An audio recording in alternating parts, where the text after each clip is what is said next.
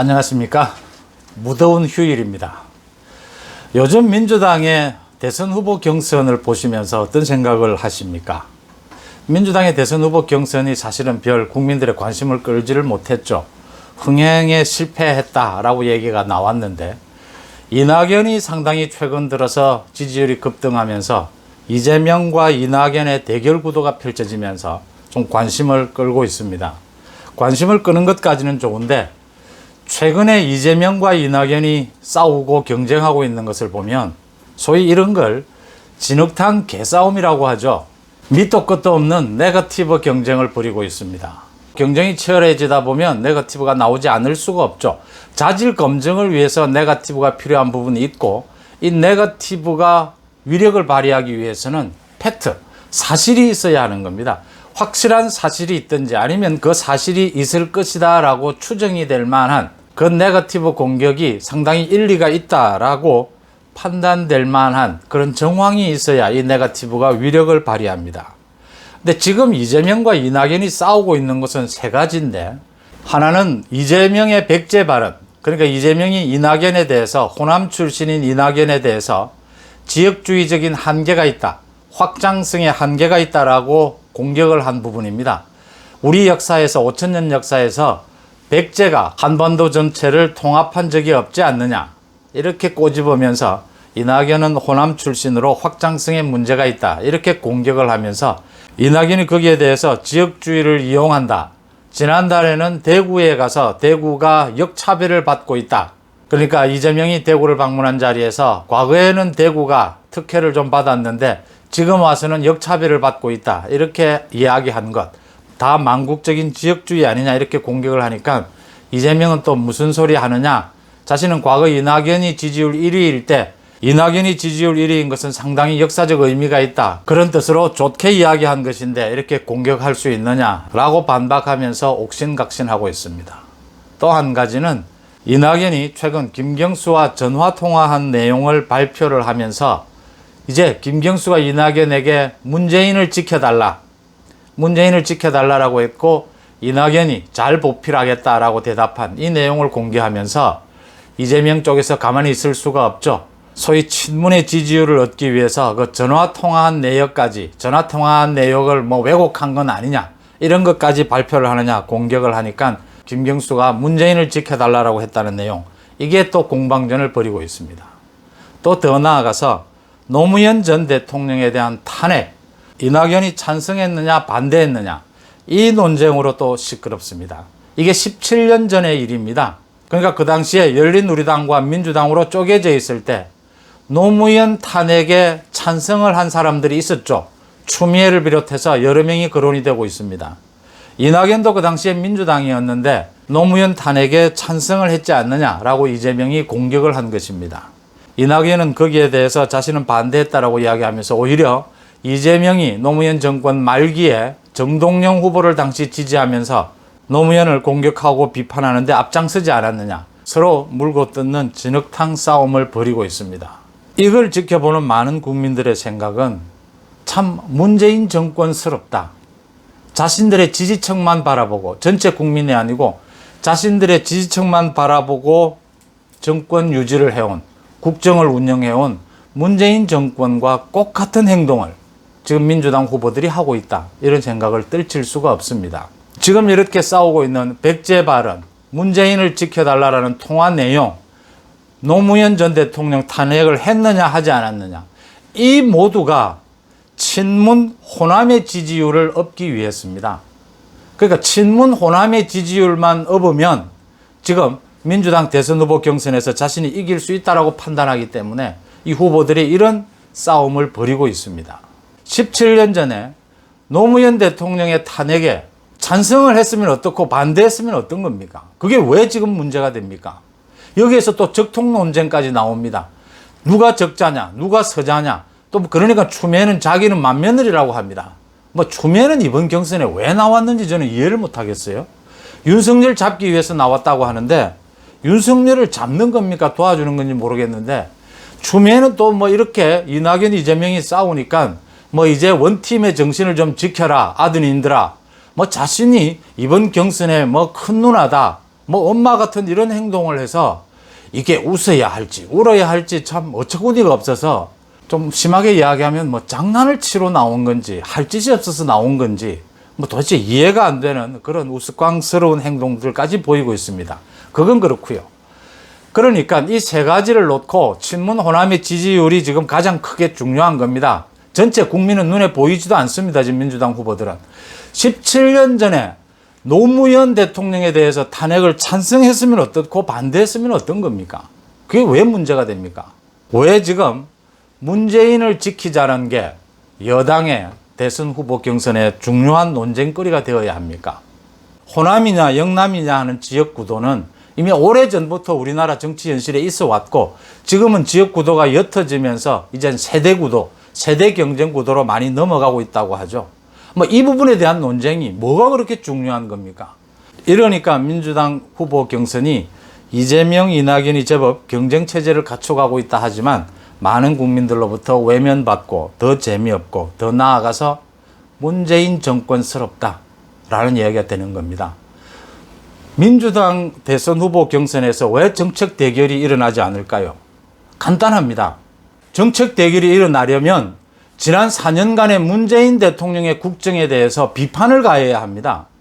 그걸 비판하고 난 다음에 정책적 대안을 제시하는 것이 정책 대결일 수 있죠. 부동산이 왜 이렇게 폭등했느냐? 북한과의 관계는 왜 이렇게 됐느냐? 왜 이렇게 우리 경제가 침몰을 하고 있느냐? 이런 많은 부분에 대해서 철저하게 반성을 하고 거기에 대해서 대안을 제시하는 것이 정책 대결이 되는 것이죠.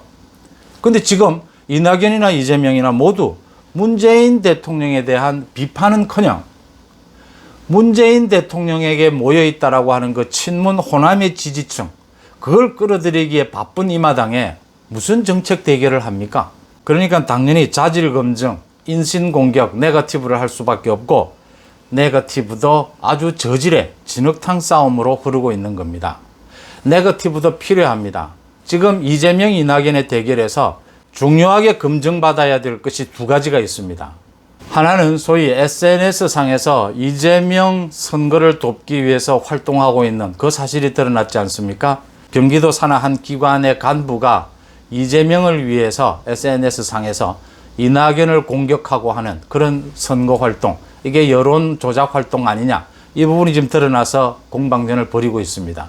이 부분을 검증하는 것이 중요합니다. 이낙연에 대해서는 소위 옵티머스와 어떤 관계가 있느냐, 이낙연의 최측근이 옵티머스와의 관계 때문에 검찰 조사를 받다가 스스로 목숨을 끊었습니다.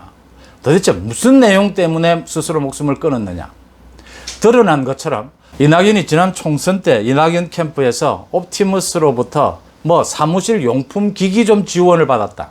지금 드러난 것은 그까지입니다. 그 정도 받았다고 스스로 목숨을 끊었느냐? 검찰 조사에서 도대체 어떤 내용을 조사를 받다가 목숨을 끊었느냐? 이낙연과 옵티머스의 관계, 이재명이 SNS상에서 선거운동, 여론 조작을 하려고 했던 이 의혹, 이 두 부분이 이낙연과 이재명에 대해서 검증해야 할 핵심입니다. 이 하나는 또 부정선거를 획책할 수 있다는 점이 때문입니다. 또 하나는 집권 여당, 여권의 핵심층이 대규모 금융사고에 관련이 되어 있을 것이다 라고 하는 점을 확인할 수 있다는 점입니다. 이낙연과 이재명의 검증은 이런 두 부분이 중요하다. 그런데 전혀 딴 이야기를 하고 있습니다. 이런 내용들을 정확하게 야권에서는 기록해 둬서 두 가지입니다. 야권의 후보 경선에서는 이런 일을 되풀이하지 않아야겠다. 국민들이 짜증을 내는 이런 경선이 되지 않도록 노력해야 된다는 것 하나. 또 하나는 이런 것들을 친문 호남을 위해서, 친문 호남에 구애하기 위해서 하고 있는 이런 진흙탕 싸움에 민주당 후보들의 이런 언행들을 잘 기록해 두었다가 본선 경쟁에서 혹독하게 추궁해야 되는 자료로 써야 한다는 점입니다. 왜 친노, 더 나아가서 친문, 그 뭐 대깨문, 왜 매일 국민들의 일부긴 합니다만 왜 대통령을 매일 지켜야 하느니, 지키지 말아야 하느니, 못 지켜서 미안하다느니 이런 논란을 벌여야 합니까? 왜 대통령이 국민을 지켜줘야지 국민들이 매번 대통령 지켜준다고 난리를 핍니까? 그 지키든 말든 그건 알아서 할 일이지 집권 여당의 대선 후보 경선에서 왜 이런 것이 문제가 되어야 합니까? 그 다음 지역주의는 나쁜 것이고 극복해야 되죠. 이제는 세대 간의 경쟁으로 많이 바뀌었습니다.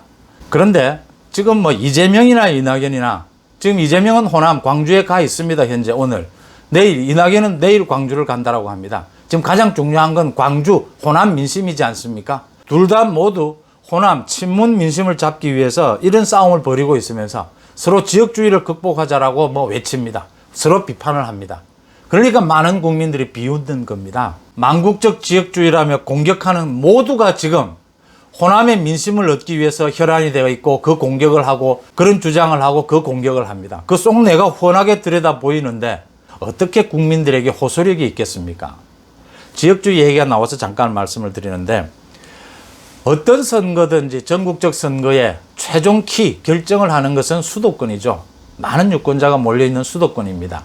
그런데 지역을 주목하는 이유는 그 수도권이라고 하는 것도 지역민들이 많이 모여있는 곳이고 그래서 수도권의 민심에 결정적인 영향을 미치는 지역이 있어 왔다는 점입니다. 그게 오래전에는 TK, 호남이었고 그러니까 이 TK 호남이 수도권, 전국적 선거에 큰 영향을 미치는 키워드가 되었다 이런 점입니다. 그 다음에는 이제 PK였고 이제 최근에 들어와서는 이제 충청권으로 좀 이동하는 것이 아니냐 이런 지역 구도에 대해서는 그런 이제 전망들이 나오고 있습니다. 이 지역의 지지율에 얘기해서 제가 잠깐 한마디 덧붙일 것은 PK 아직도 굉장히 위력을 발휘하고 있다라고 하는 PK 부분입니다. 지난 2018년 지방선거에서 부산시장과 경남도지사, 울산시장은 지방자치제가 시작되고 난 이후에 처음으로 민주당이 싹쓸이를 했습니다. 이 세 명의 시도지사를 싹쓸이를 했는데 이 세 명의 시도지사가 지금 현재 온전한 사람이 없습니다. 아시다시피 부산시장은 성추행으로 구속이 되어 있습니다. 경남도지사인 김경수는 여론조작으로 이제 내일 구속이 됩니다. 울산시장인 송철호는 지금 재판 중인데 이게 재판을 질질 끄니까 임기는 다 채울 걸로 보입니다. 소위 부정선거로 당선이 된 사람이 자기 임기를 다 채우는 이런 어처구니 없는 결과가 송철호 울산시장 경우에서 드러나고 있습니다.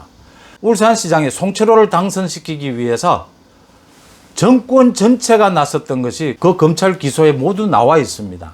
그러니까 PK 시도지사, 3명의 시도지사를 모두 민주당이 싹쓸이를 했는데 그 3명이 모두가 지금 다 쓰러지는 형편입니다. PK가 굉장히 그동안 여론에 있어서 민감한 반응을 보였습니다. 그러니까 PK는 기존의 보수, 지금의 야권에 대해서 압도적인 지지를 보여왔죠. 근데 한 10여 년 전부터 상당 부분, 10에서 20% 정도가 상당 부분 보수에 대한 지지를 철회하고 중도층으로 남거나 아니면 노무현 문재인 대통령을 지지했던 사람들입니다.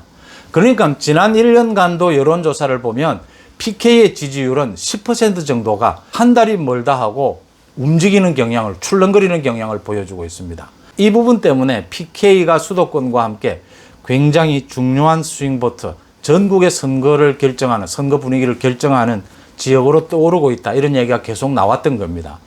지난 4월 보궐선거, 부산시장 보궐선거에서는 28%를 이겼습니다. 국민의힘 후보가. 야당에 대해서 굳건한 지지를 보이는 그런 지역으로, 그런 분위기로 회복이 됐다는 점입니다.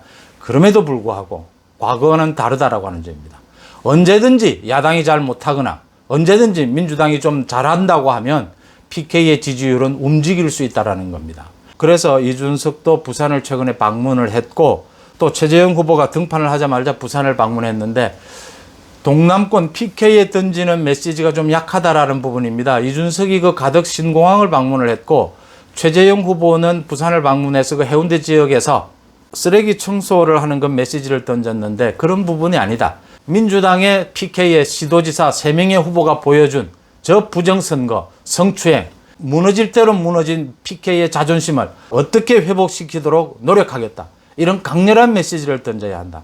PK를 이 대목에서 꼭 잡고 가야 한다. 많은 야권의 대선 후보들이 생각을 해야 되는 대목이고 이번 주에는 윤석열 후보가 부산을 방문한다고 합니다. 그 메시지에 있어서 강렬함이 있어야 한다. 지금 PK의 많은 주민들은 굉장히 자존심을 상해하고 있다. 문재인 대통령에 대해서 많은 지지를 했음에도 불구하고 문재인 대통령이 저 폭정, 조국이 부산 출신 아닙니까? 김명수가 부산 출신 아닙니까? 조국과 김명수가 지금 어떤 짓을 하고 있습니까? 나라의 사법 체계를 허물고 있고 조국은 뭐 더 이상 말을 했으면 뭐합니까? 장관을 했다는 사람이 지 하나 살아보겠다고 별의 별짓을 다 하고 있습니다. 저런 부분 때문에 PK의 많은 시민들이 굉장히 자존심 상해하고 굉장히 문재인 정권에 대해서 배신감을 느끼고 있는 이때 야권의 대선 후보들은 부산을 방문해서 정말 PK의 자존심을 되살려낼 그런 강렬한 메시지를 던져야 한다 하는 점입니다.